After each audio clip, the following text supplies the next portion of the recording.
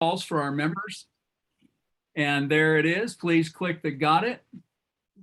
And keep your computers on mute, except for Morrie. You get to keep your microphone live, all right? No, and we just ask everyone to conduct themselves professionally.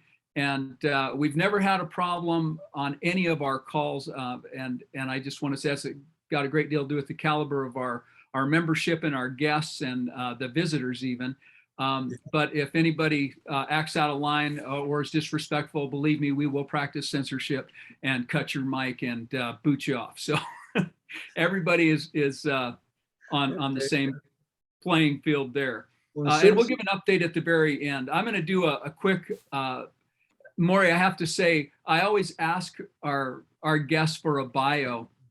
And yours is like a CV. It's so great. You are a personal and corporate consultant and have been for 45 years. You've taught at distinguished universities throughout the U.S., worked as a therapist and a counselor, you're a psychotherapist, and you run a successful management consulting company, Fifth Wave Leadership. And we will provide the links for that, morrieshechtman.com. Your first book, Working Without a Net, How to Survive and Thrive in Today's High-Risk Business World, which I have one here. My dust jacket's gone. But I do have the book here, published in 1994, but I'm telling you, the principles in it are sound and as applicable today as they ever were. It's one of those timeless pieces of work like Dale Carnegie's How to Win Friends and Influence People. It's being utilized as a textbook by a number of universities. It's used by government agencies in management and developing training. And you're the chairman of Fifth Wave Leadership. You've consulted with hundreds of top executives worldwide about managing disruptive change, merging corporate cultures, and effectively mentoring an increasingly demanding workforce. And for those of us out there, I can tell you that's a fact. You are a sought-after speaker. You've lectured on personal transformation and productivity to audiences in the US, Canada, Mexico, Latin America, India, Europe, Africa, Australia, and New Zealand. And now we get to start sending you off back into the US sector here a little bit. Right. You've also authored another book. I don't have this one, Working Without a Net. Well, that one I do have, but the other one was Fifth Wave Leadership. The Internal Frontier, Creating the Personal Transformation. The Fifth Wave Leadership I do have. Yeah. And this is a phenomenal book for anybody in the workforce today. If you've got employees, staff, again, Fifth Wave Leadership, this thing's top notch. And you've also been interviewed and a frequent guest on PBS, major radio talk shows. A number of political figures have recognized you as one of the most influential minds of our generation for your strategies for thriving in today's high-risk business culture. And Morrie, I have to say, we've actually shared lunch together as well. And what I appreciate more than just your long list of accomplishments is the value that you have given to the world and given back to the world. And where our values really aligned is we're wanting to pay that forward to the next generation, you know, and I appreciate that so much. Because I believe that, you know, whether it's adults right now getting involved in government, which is our mission, or my children's children, you know, that next generation, your influence on that is a true hallmark. So I did ask a specific, I had read one of your most recent blogs a couple of weeks ago, maybe a month ago now.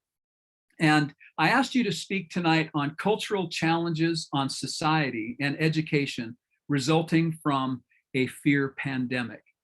And I am most anxious to get your take on that, because if we're going to be successful in the business world, as well as being successful representatives in government, we need to understand what it is that just happened to us as a society, individually and as a society. And I think you're going to shed some great light on that professionally for us. And I'm giving you the floor, and we'll open it up to questions. Again, I said around 20 minutes, but if you need to take a little longer, Maybe we'll have you back for a second episode when we go deep on this. It's all you, though. Thank you very much, Morrie. It's a pleasure to have you. Oh, you're welcome. Glad to be here. Glad to be here. Now, you're going to want, am I going to be taking some questions as I'm talking to? Or no, we'll wait till the end. Wait till the end. Yeah, okay. We'll wait till the end. Give us your take. We'll take notes, and then we'll come back at you. Okay, great. Well, glad to be here. Glad to share the time with you. I've been examining for probably the last 40 years the connection between individual psychology and cultural behavior. That is, when does that work for both parties, and when doesn't it work? And we're in a time now where we're really struggling to try to keep those harmonious right now. And my view of individual psychology is, for lack of a better word, Freudian in nature. And I know that gets people all a quiver when they hear that. And all I mean by it is that I view adult behavior and choices and decisions as a reflection of early life experience. That is, nobody all of a sudden out of the clear blue acts goofy. They had to be trained to be goofy very early in life. So it's not an acquired skill later on.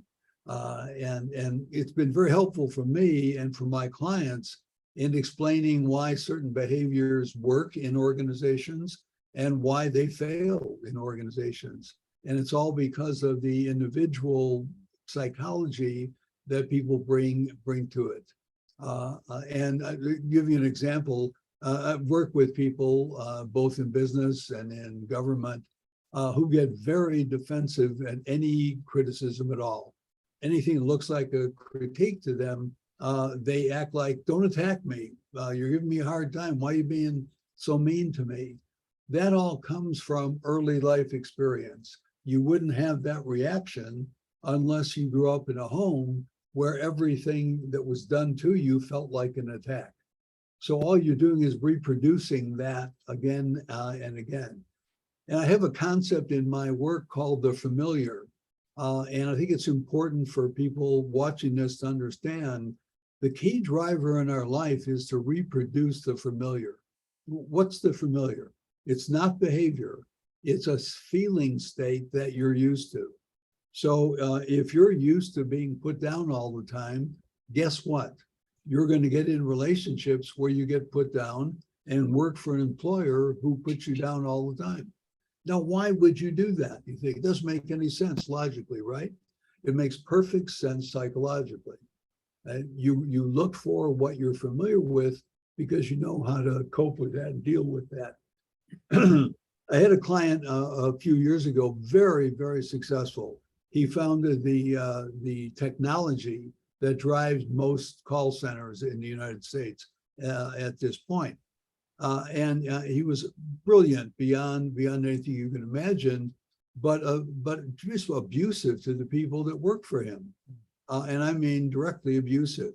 And he would call management meetings, ask people for their input, and while they were giving their input, he started putting them down.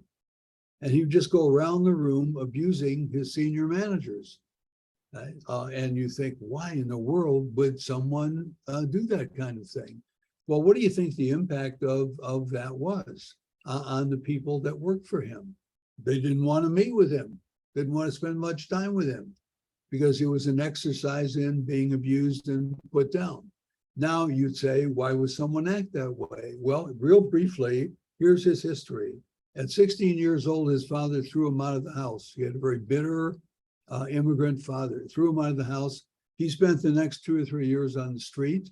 He cobbled together enough money to buy a used car and went around the country selling radio time. That led to his involvement in call centers. Now, what did that background teach him? That terrible background. And understand, we learn from all our backgrounds, no matter how good, no matter how bad. So what's the primary lesson he learned? He learned to be alone and to depend on no one else. That was the state for that was his familiar, was I know how to be alone. I know how to do everything myself. I do not trust working with anybody. So when he abused his senior management team, guess what? They left him alone. And in a strange kind of way, that was his comfort zone. Remember, he asked me one day, he said, my people don't want to meet with me, Morrie. What's the problem here? I said, Ted, if you act like an asshole all the time, what do you expect? Okay, you're setting it up to be that way. Well, I was like, eureka for him. And so my point in this story is everybody has familiars that they gravitate to, whether they're digging ditches or whether they're pumping gas, whether they're running the country. They all have familiars. Okay? And when you know what their familiars are, it's easier to deal with them. Okay? So what about culture now? What is culture? Culture is the articulation in action of the core values of individuals, so that our schools, our government entities, our businesses are all compilations of values. There's nothing accidental about our school system. There's nothing accidental about what we do in business or in government. It's replicating a set of values. And sometimes those values are in harmony, and sometimes they're not in harmony, they're in opposition to each other. So what I look at in my work is how those individuals shape the culture, and how does the culture in turn reshape the individuals. And that's what we're dealing with right now. So what I'd like to do is really answer 4 questions in the time that we have. The first is, how did we get to this miserable place in America where we are polarized, disrespectful of each other, and hostile all the time? Okay, how did that happen? The answer may surprise you. It happened because it got too good for too many people. Now, that's a strange explanation. What do I mean by that? I mean, too many people for the last decade or so tried new things, founded new businesses, created new technologies, and in a sense, took the risk of trying something that could be a colossal failure. Now, many of them succeeded and were great at what they did and what they developed. What we failed to realize is that put in high relief those people who were not willing to take any risks at all. Those people who wanted things to remain the same so that they may be mediocre, but they won't take any chances and get hurt.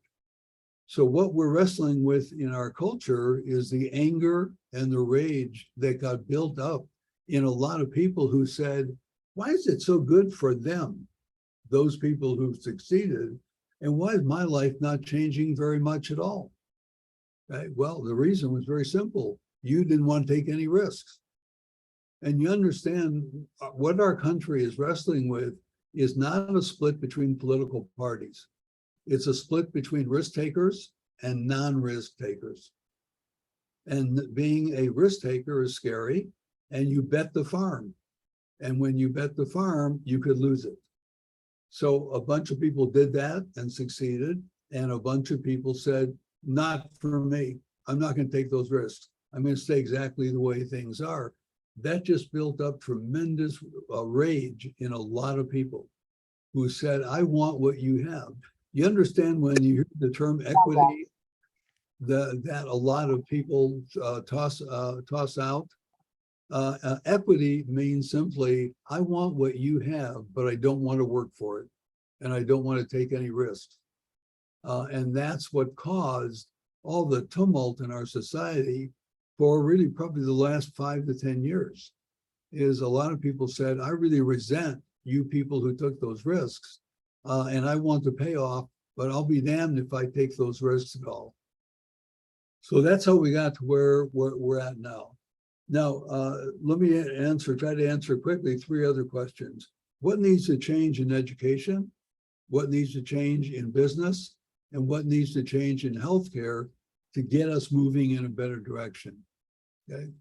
In education, we need to cut this connection and stop equating teaching and education with learning.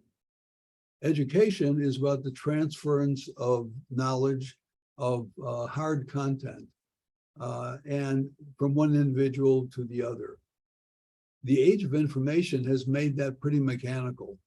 I don't need to be standing in front of you and saying 2 + 2 = 4. You can see it and try to work with it yourself.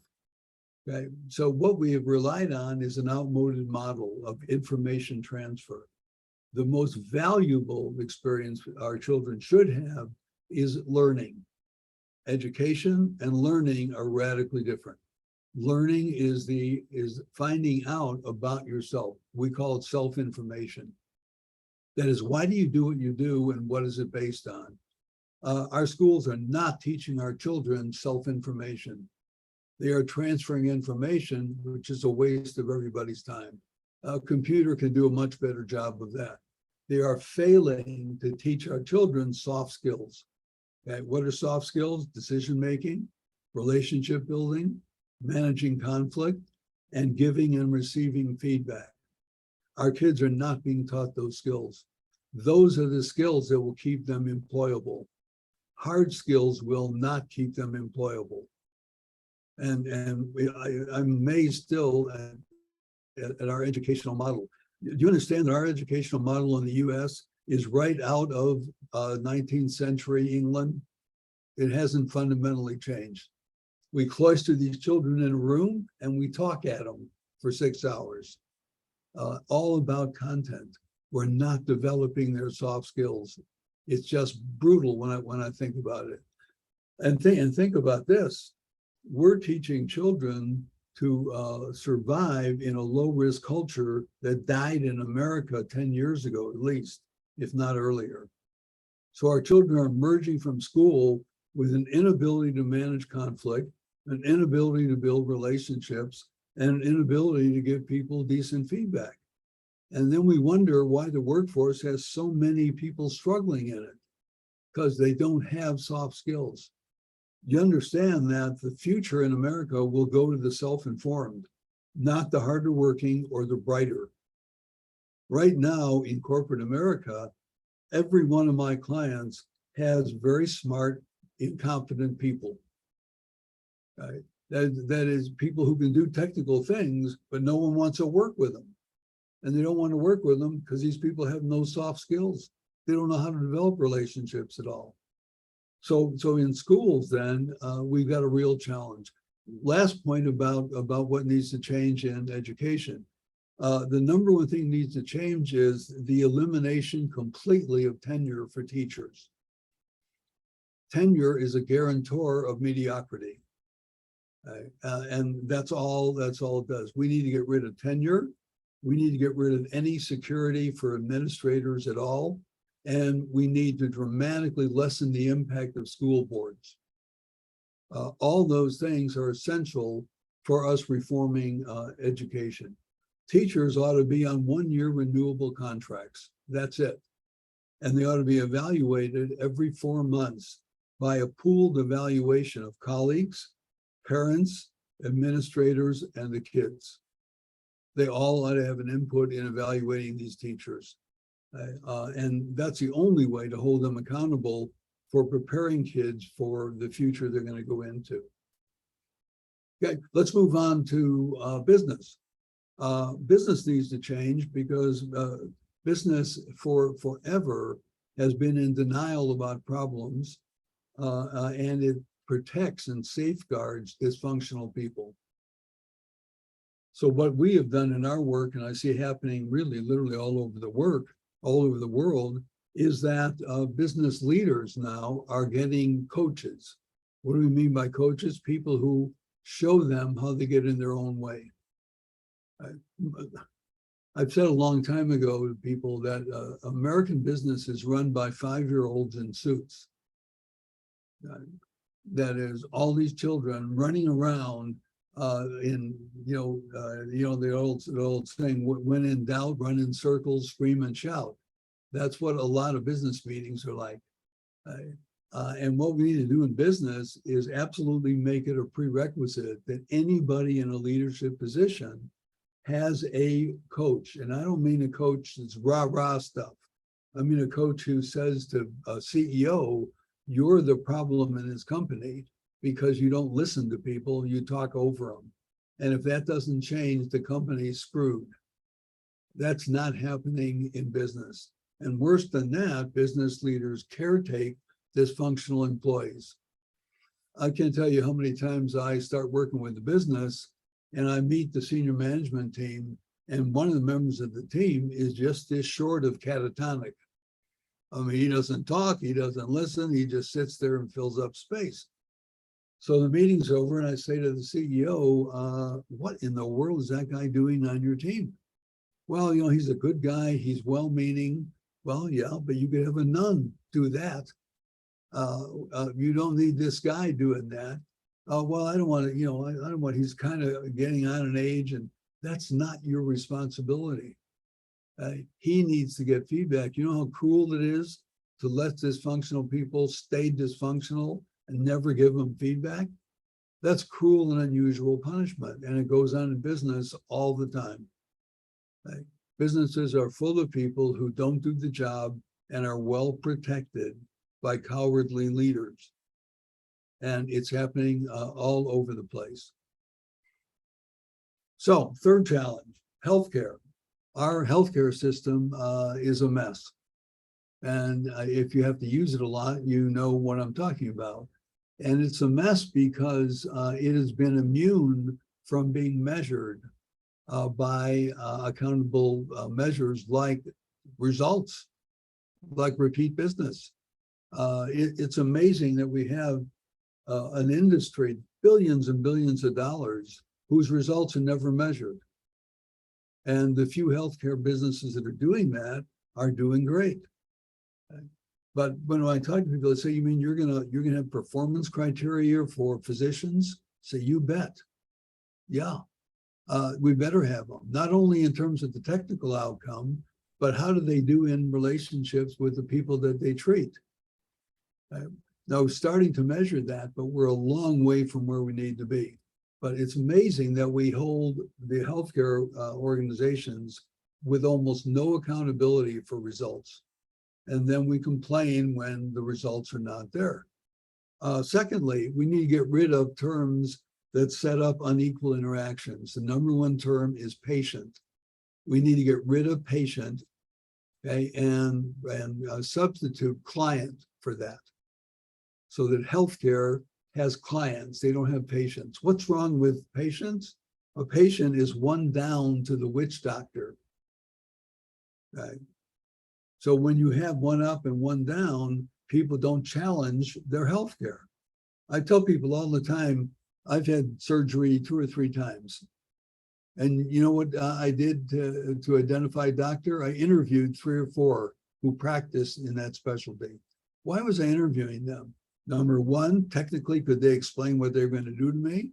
And number two, did they have any kind of people skills at all in relating to me, or did they treat me as an object that they were going to operate on? And I made my choice by asking a lot of questions.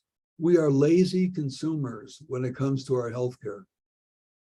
And it's literally cost a lot of people their lives. So we ought to apply the same criteria to that business as we do to any other. And I think we'll see better results. But we have to have a training in medical schools around giving and receiving feedback. I've been doing some guest lecturing in medical schools, and I'm amazed at what doctors don't know about human behavior.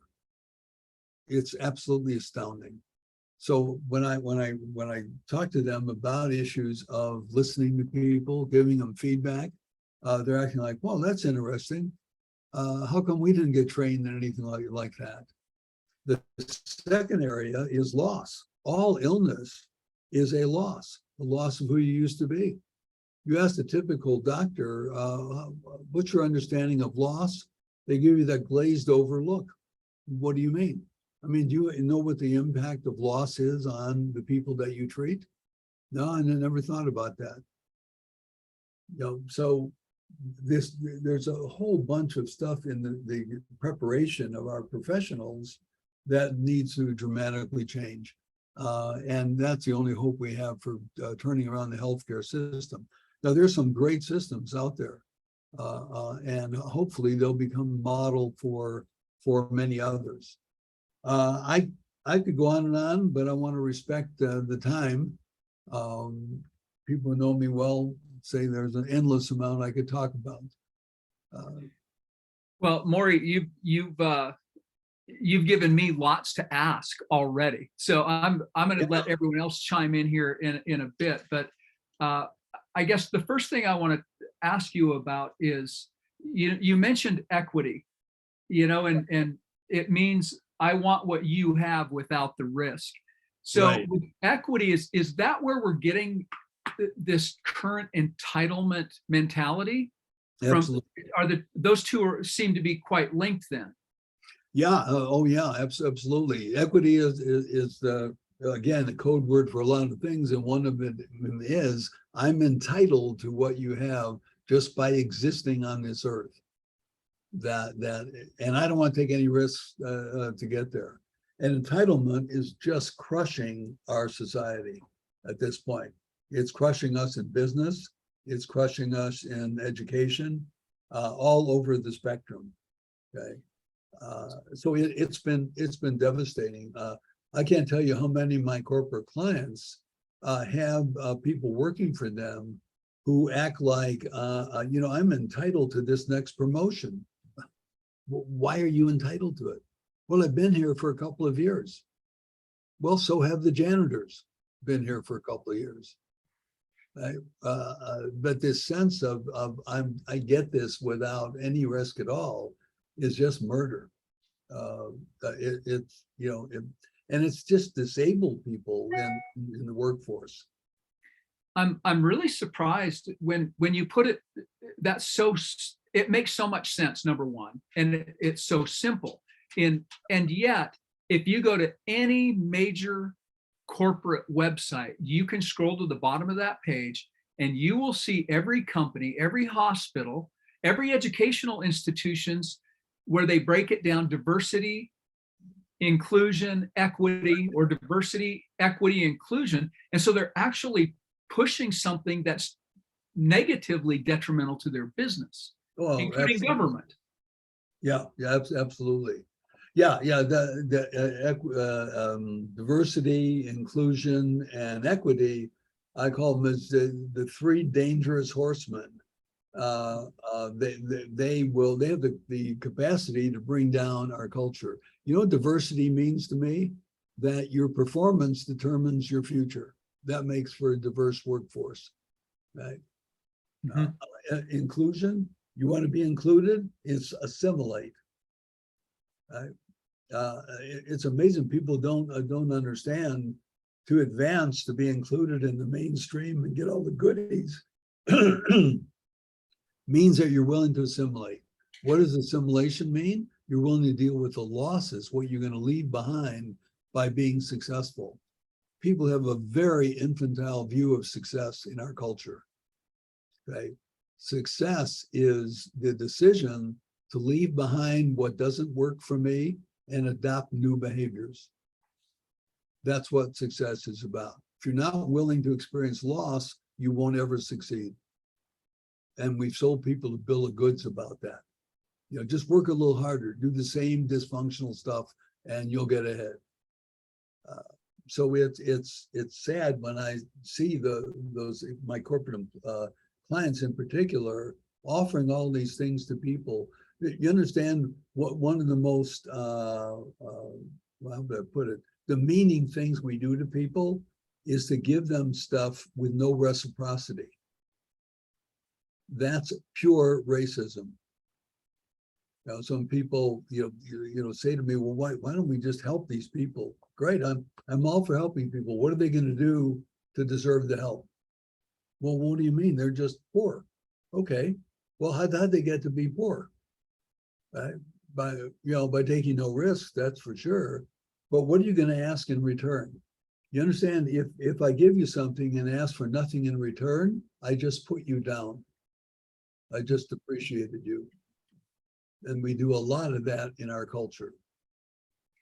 I'm going to ask a follow-up question here. I'm going to move to education real quick, because again, we've had so many people that we've assisted with school boards. Jim on the call here is on a school board.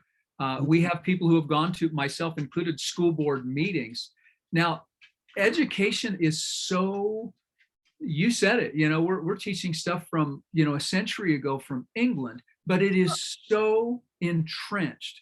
How would you recommend from a professional consulting standpoint, how would you recommend us working within that system, getting on a school board to change that paradigm? How would we affect a paradigm shift professionally as a coach? And I'm really putting you on the spot with this. Yeah. Yeah. Oh, no, it's a great question. A couple of things need to happen. Number one, we need to start teaching our children life skills, not knowledge skills. That's what education ought to do. What are we teaching these children that will allow them to live in a culture, mediate through it, and be successful in it? Those are life skills, and they are all soft skills. They're not hard skills. So number one shift that I tell boards of education is, what are you doing to teach these children soft skills? Okay, what are you doing to their ability to build relationships? Their ability to give people feedback, their ability to hold people accountable. Those are all, that has to change at a board level. The other thing is, we need to finally get rid of this nonsense that you need an education, in quotes, to be successful in the workplace, meaning we got to prepare you to go to these useless colleges so you get a useless degree to find a useless job. This is crazy. It's absolutely nuts what we're doing. We know right now that the highest paid people, the most gratifying work, are people in America who work with their hands, not with their heads. Right?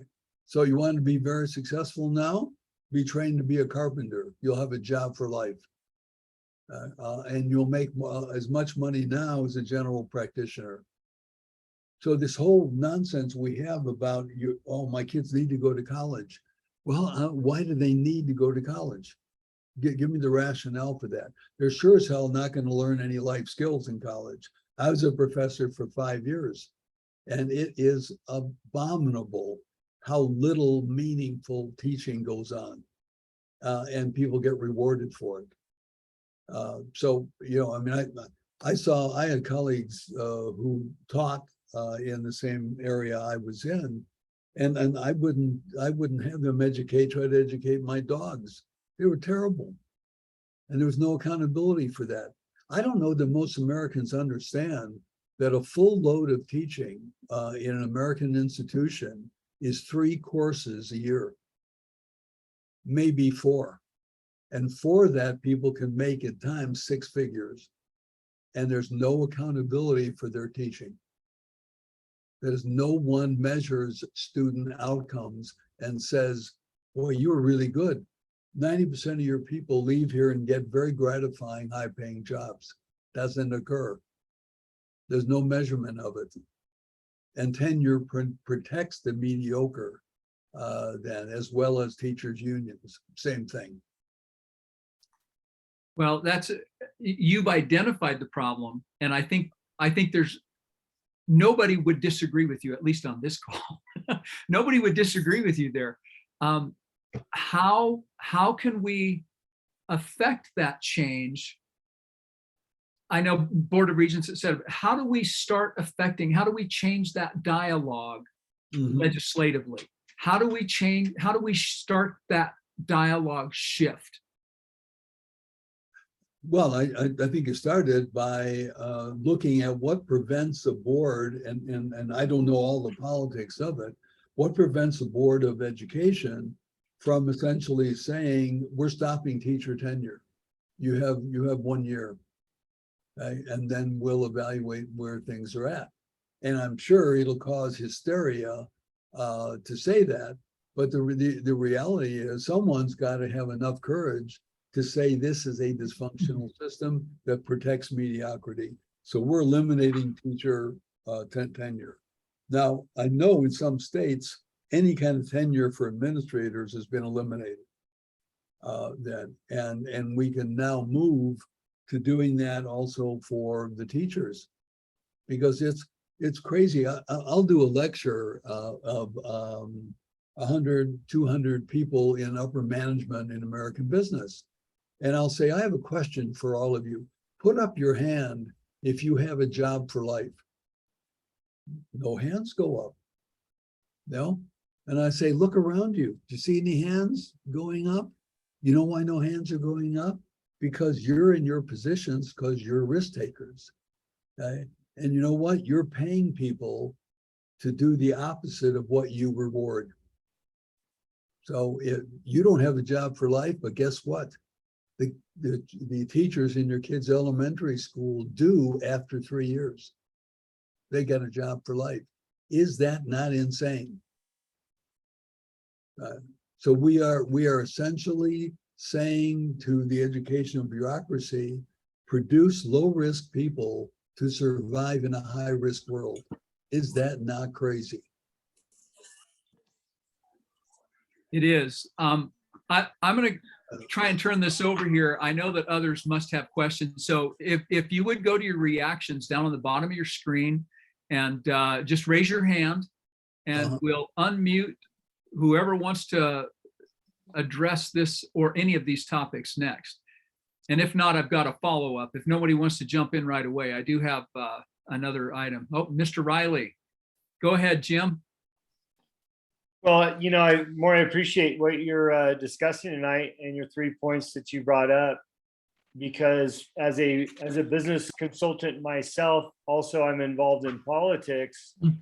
To me, the path is crystal clear that you've laid out, and it's so frustrating that the majority of Americans can't see it the same way. And so my question was going to be similar to Rod's, but maybe not as complex. I mean, what lane do we start in, especially as we start to turn school boards into more conservative boards? I've seen it happen the last 2 years. I'm a conservative on a board. How do we chip away at that? I mean, look, you're right. Tenure is going to cause mass chaos. I just went through union negotiations. But where do we chip away at first to start making that change and preparing society for what's necessary? Yeah, good. Good question, Jim. And I would say, as weird as this may sound as the answer, school boards have to get better at being comfortable being hated. Well, I'll take that. I've got that job already. Yeah. You know, I tell people all the time, if you want to be a change agent, don't look for popularity and being liked. Change agents are disruptors, and they're disliked by at least half the people. So what school boards have to be pushed to do and get people on the board is to take increasingly unpopular positions that are good for kids, and knowing that they're going to be criticized and they're going to be hated by lots of people. But it's got to start with someone having the courage to take a alternate position.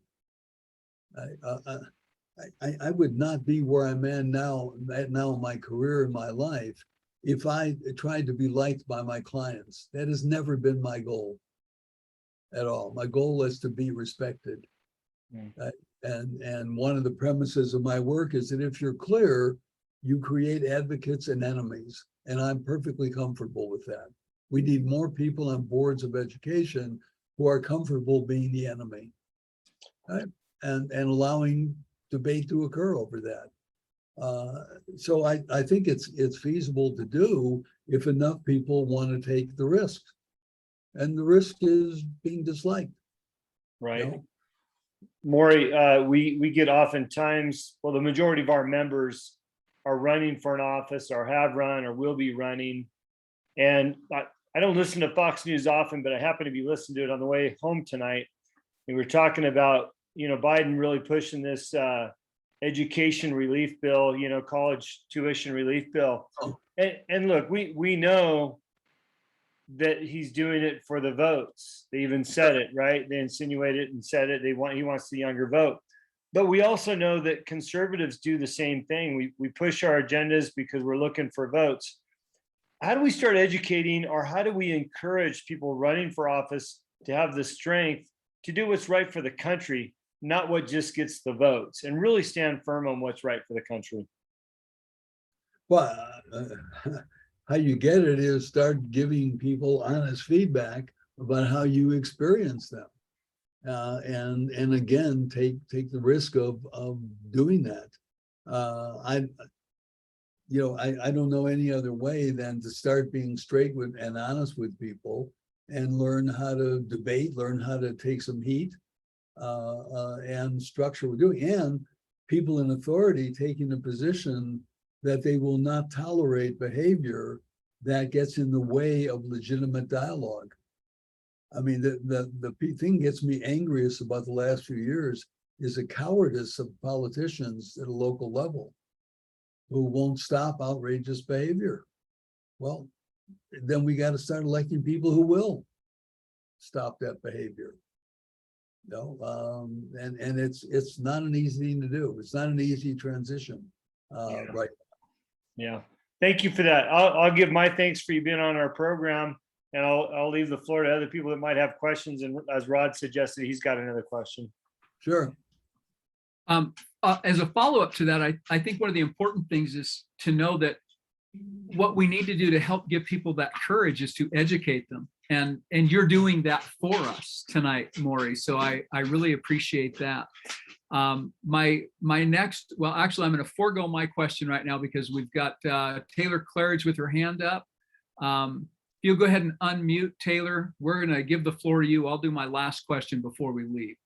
Hey, thanks. Can you hear me? Yes. Yeah.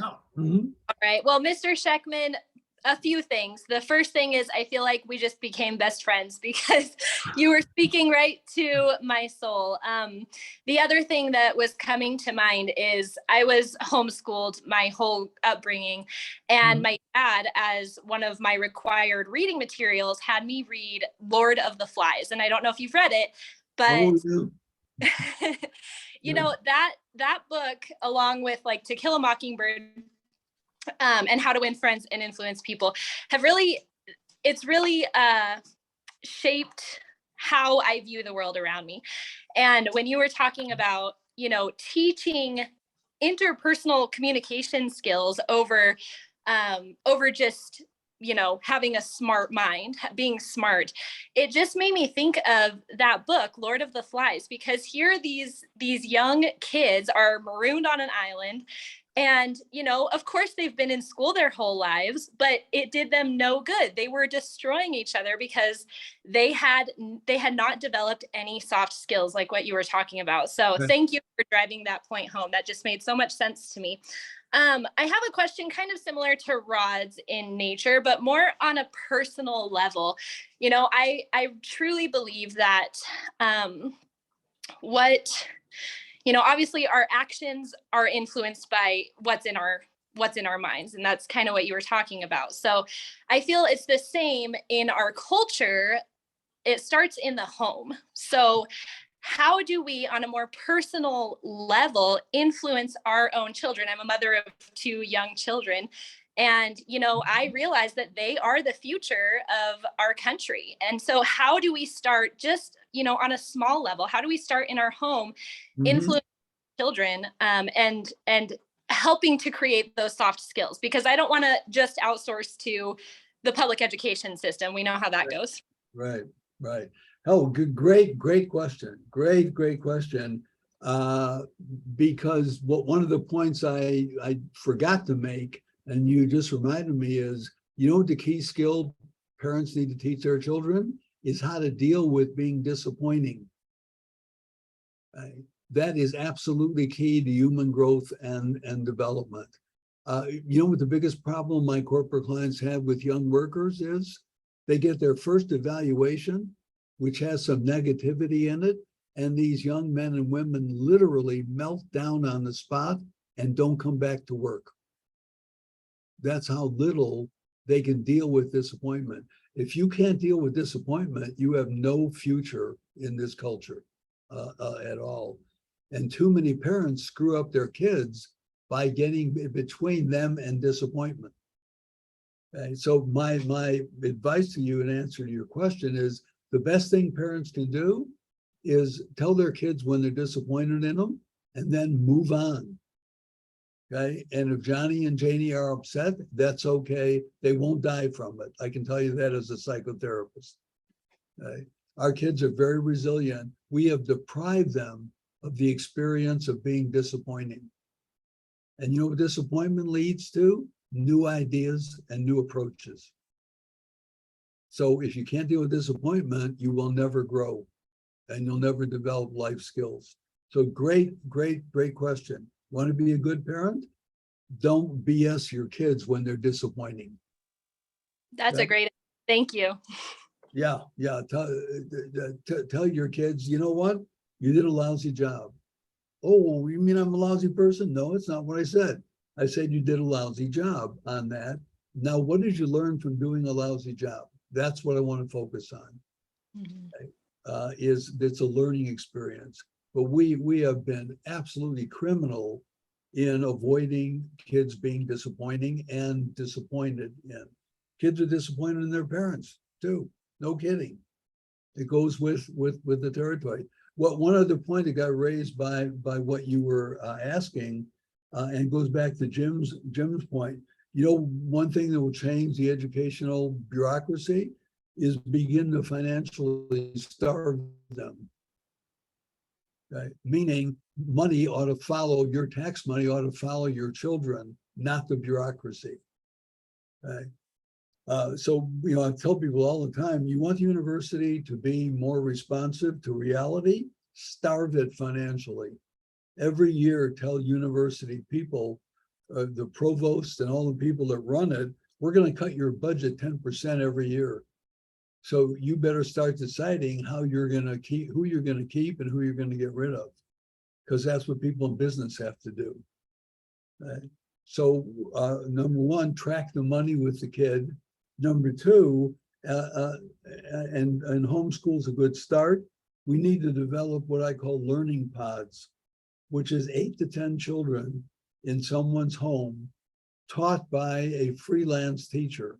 You know how many people, how many teachers are leaving education at this point? They're leaving in droves. And one of the things they're doing is freelancing with groups of families who want to teach their children. We got to get learning away from the state as much as we can. Right? The state should have nothing whatsoever to do with it, let alone the federal government. You know, the one federal department I'd get rid of in a heartbeat is the Department of Education. Okay.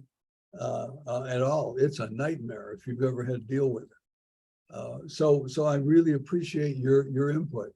That was great. Good. Mr. Shechtman, I got that from Taylor, by the way, Morrie. Morrie. But yeah, Morrie, yes. Well, I will say that the challenge is there for sure.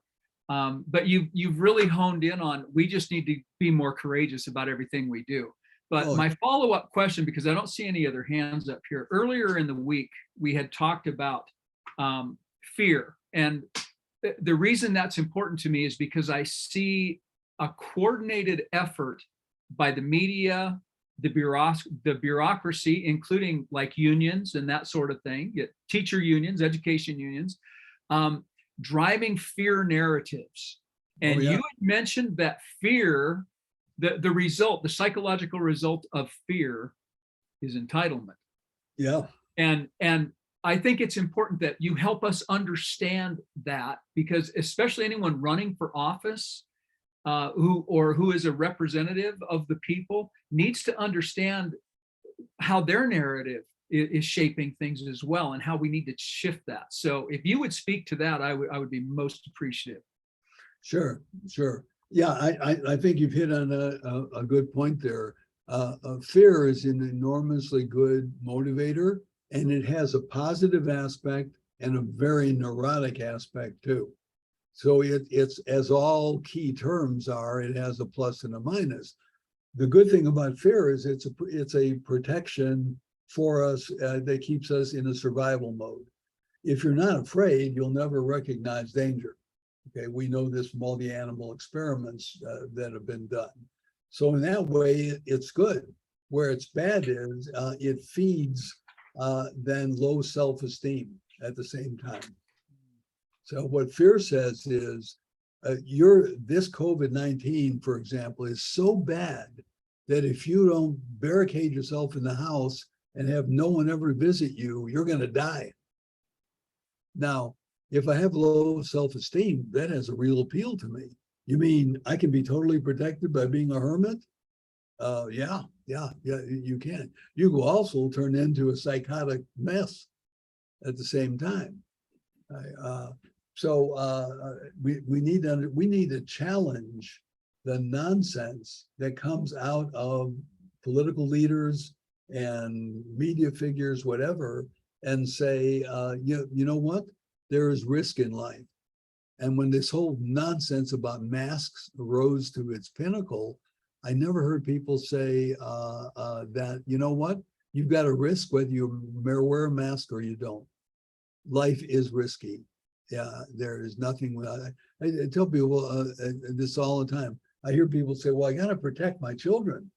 Well, you know what the ultimate protection of your children is? Lock them in their room and shove food under the door periodically. And then you'll have safe children. You'll also have lunatics, but they'll be safe lunatics, right? You cannot protect people from risk. That's a lesson we need to get out to this culture more and more, and have enough courageous people to say that then, you know, that there is no protection against risk. So people say to me, well, how do we stop these lunatics who shoot up shopping centers or shoot up schools? Well, what do you think the accurate answer is, the honest answer is? You can't. The best you can do is have armed people in schools. Oh, gee, I don't want them around my kids. Then don't bitch about the outcome. Okay. There are no school shootings in Israel. You know why? Every teacher is armed. Okay. Well, do we have to sink to that level? Perhaps we might. Yeah, I'd rather be at that level than have my children murdered. Yeah. So yeah, what our affluence as a culture has done is remove the unpleasant reality of poor choices. Okay, that you've got to make choices. You know, I tell people all the time as a psychotherapist, with some patients, I just got to the point where they would say, gee, you know, what you're laying out is that all my choices, none of my choices are perfect or good. I said, absolutely not. The good life is about picking the choice that sucks the least. Right? That's what real life is about. There's no perfect choices to make. But all this stuff about terrifying people, you've got to have the guts to stand up and say, this is utter nonsense. We knew in late 2019 that enough studies have been done to show that COVID-19 posed no danger to young children. And it was totally ignored for over 2 years. And the research was all there. And no one had enough guts to stand up and say, this is ridiculous. The science is in, and it says this doesn't pose a threat to your children. Okay. Well, and the ones that did were promptly canceled, ridiculed, Yeah. berated, destroyed, licenses taken away. Yeah. Well, yeah. So And it's the uphill media battle. loves that. Yeah. Right. Well, we are winding down on time here. Do you have any final comments? Words, I think you've already given us all the words of encouragement we need. And I think I need a bumper sticker for my car now that says, pick the choice that sucks the least. I think that might be my motto going into the remainder of the year. Right. It's a great reminder. And, Yeah. you know, it's not perfect out there. Any final thoughts for us, Morrie? And then I'm going to turn it over to Jim real quick to let us know who our guest is next week. Yeah, I'm trying to think of any way to wrap this up. Is you need to decide in life if you're gonna go along to get along, or you're gonna be a change agent. There are not a lot of other choices in between. And if you want to be a change agent, get used to being unpopular and have a good home life. You know, that's what I tell my clients all the time. You want to change this company, you're going to take a lot of crap. And a lot of people are not going to like you. So I hope you have a good marriage and some nice dogs at home. Because that's where you get your goodies. I tell my clients all the time, I hope you're not going to work to be liked. That's not what work is about. It's about being productive. And sometimes you're going to like it, and sometimes you're not going to like it. And that's okay. Morrie, I so appreciate your no nonsense, no holds barred. Again, anyone who's on tonight or watching this in the future, Fifth Wave Leadership, we'll have links to that on our website, and Working Without a Net, both timeless. And some of what you said was very familiar tonight, but I just appreciate the candor and the face-to-face and you boiling it down in such a condensed fashion. You did a great job for us. I thank you, and I hope in the future we can have you back also. Thank you for that. And I really applaud you and Jim for having the courage to have a forum that was not so heavily censored and loaded with all kinds of other agendas. So I would thank you for that. It's a great contribution. We need more dialogue in our culture and less screaming. Thank you very much. We appreciate that comment. Speaking of which, we will take comments.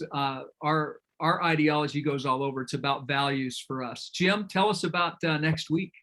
Yeah, by the way, Morrie, that's why we say keep it to about 20-25 minutes, because we want to encourage that dialogue, because as you speak, people come up with questions or thoughts, and the only way we're going to solve some of these problems in the world is if we're able to talk about it. So thank you for that as well. I echo Rod's thoughts and opinions, and I like your candor as well.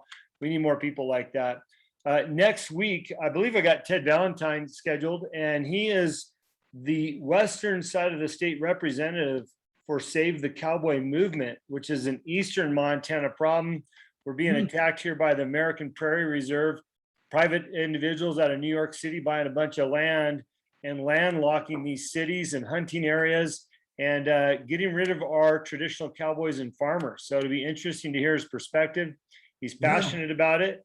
And by the way, Montana was, I don't want to steal all his thunder, but Montana was one of the only states that didn't have a cowboy motto.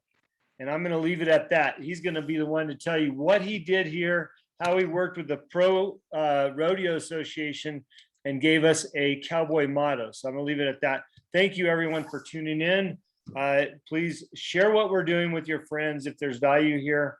And we really appreciate your insights, Morrie. Thanks again. You're quite Thank welcome. you again, Morrie. And thank all of you for joining us tonight. Hope to see you next week. Morrie, thank you again. Yeah, you're quite welcome. Glad to do it.